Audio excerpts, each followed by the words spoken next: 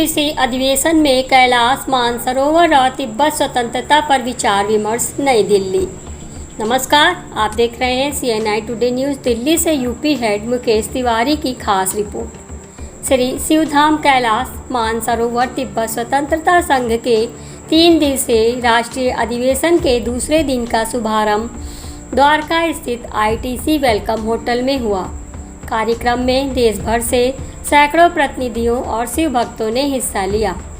सत्र का उद्घाटन करते हुए मुख्य अतिथि प्रसिद्ध राम कथावाचक आचार्य शांतनु महाराज ने कहा कि तिब्बत की आज़ादी और कैलाश मानसरोवर की मुक्ति के आह्वान की इस गूंज भारत के गांव-गांव तक पहुंचनी चाहिए। इस आंदोलन को निस्वार्थ और दृढ़ संकल्प वाले लोगों की ज़रूरत है ताकि यह विषय राम मंदिर आंदोलन की तरह हर घर और गांव की चौखट तक पहुंच सके। कैलाश मानसरोवर की मुक्ति के लिए दृढ़ संकल्प की ज़रूरत है। संगठन के राष्ट्रीय संयोजक मानवेंद्र सिंह मानव की कार्यकुशलता को देखते हुए शांतनु महाराज ने उन्हें अंतर्राष्ट्रीय अध्यक्ष बनाने का प्रस्ताव रखा, जिसका सभी ने समर्थन किया। बैठक में दुबई से आए हुए डॉक्टर आचार्य हरिगुप्ता को अंतर्राष्ट्रीय संयोजक की जिम्मेदारी देने का प्रस्ताव भी रखा गया, जिसे सर्वसम्मति से पारित कर दिया गया। कार्यक्रम के अध्यक्ष स्वामी सुनील गिरी जी महाराज ने कहा कि यदि लक्ष्य को शीघ्र प्राप्त करना है तो इस आंदोलन को घर घर तक ले जाने की ज़रूरत है। यह आंदोलन सनातन संस्कृति के लिए संजीवनी का काम करेगा। उन्होंने कहा कि दुनिया के लोग सनातन संस्कृति को समझने लगे हैं। श्री शिवधाम कैलाश मानसरोवर तिब्बत स्वतंत्रता संघ को देशभक्ति से ओतप्रोत युवाओं का नेतृत्व मिला है।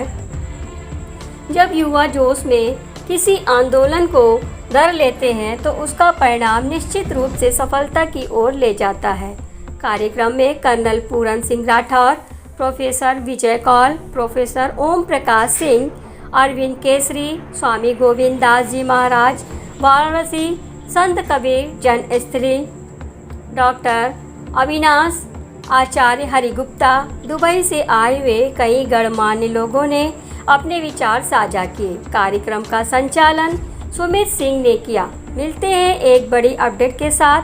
जुड़े रहें CNI टुडे न्यूज़ चैनल पर। यूपी हेड मुकेश तिवारी के साथ। मशहूर होने की ख्वाहिश नहीं है हमारी, आप हमें तो जानते हैं, बस काफी है। बुरे ने बुरा कहा मुझे, अच्छे ने अच्छा, और बुरे ने बुरा कहा मुझे।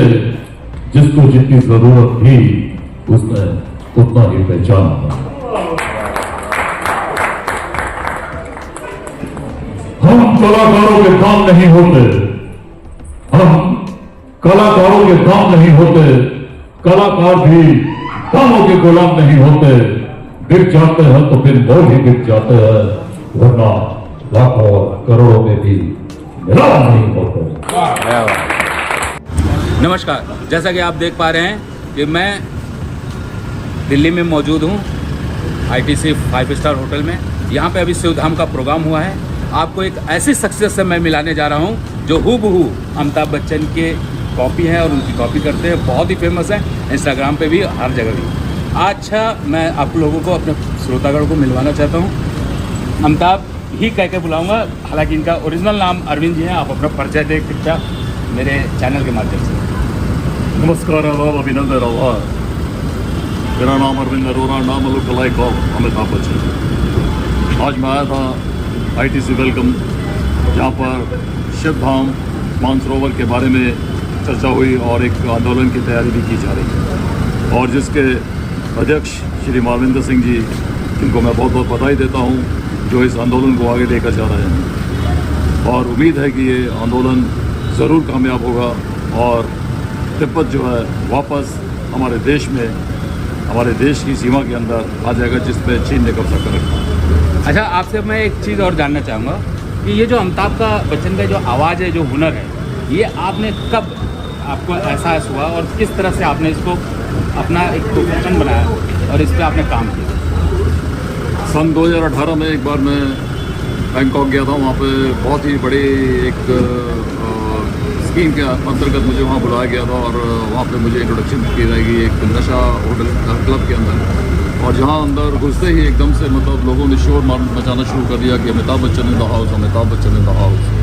मैं पीछे मुड़ मुड़ कर देख रहा था, भाई अमिताभ बच्चन सर कहाँ हैं? तो लोगों ने कहा अरे भाई साहब आप ही तो हैं अमिताभ बच्चन।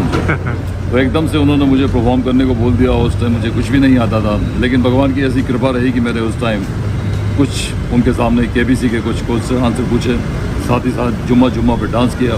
तो बस वो दिन था और आज का दिन है। मुझे एक ऐसा जुनून चढ़ गया कि मैंने कहा नहीं, अब मैं बच्चन साहब का बिल्कुल मिमिक्री करूँगा और लोगों का मन मुक्त करूँगा। आज ये इतने फेमस है कि किसी भी पहचान की मोहताज नहीं है और इनसे मिलकर बहुत ही अच्छा लगा।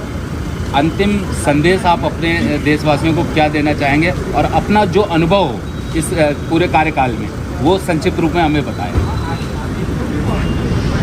कहते हैं कि लहरों से डर कर नौका पार नहीं होती, लहरों से डर कर नौका पार नहीं होती, कोशिश करने वालों की कभी हार नहीं होती। नन्ही चींटी जब दाना लेकर चलती है, चढ़ती दीवारों पर 100 बार फिसलती है। मन का विश्वास रगों में साहस भरता है, घिर कर चढ़ना चढ़ कर गिरना ना अखरता है। आखिर उसकी मेहनत बेकार नहीं होती, कोशिश करने वालों की कभी हार नहीं होती, कभी हार नहीं होती। तो यही संदेश देना चाहूँगा कि जिस भी कार्य को करने के लिए आप सक्षम हों, उस कार्य को आप ज़रूर करें और एक न एक दिन आपको सफलता ज़रूर मिलेगी। धन्यवाद। जय हिंद।